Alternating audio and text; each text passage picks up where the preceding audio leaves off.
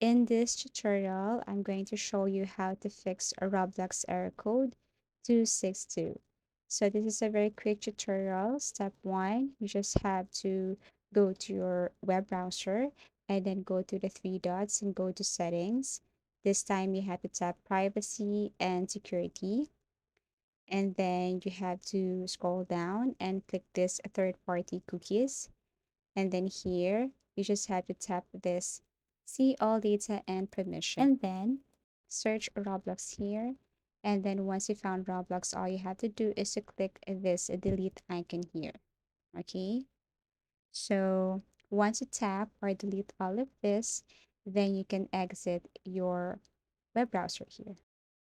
Step 2, go to the search icon and then kindly type run and then type percent local data, percent symbol, and then all you have to do is to simply click OK.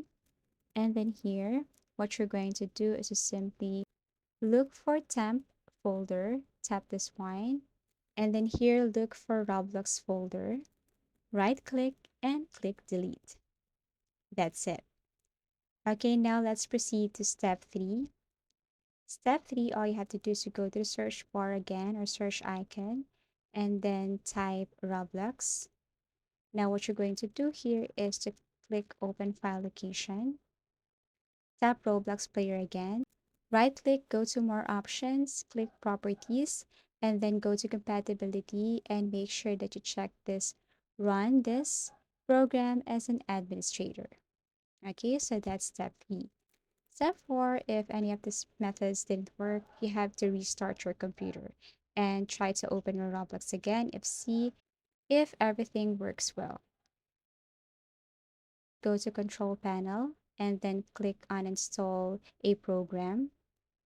Then look for Roblox application here. Okay, right click and click on install. Now after that, step 6, go to any web browser, go to roblox.com, click the screen button here, and then click download and install.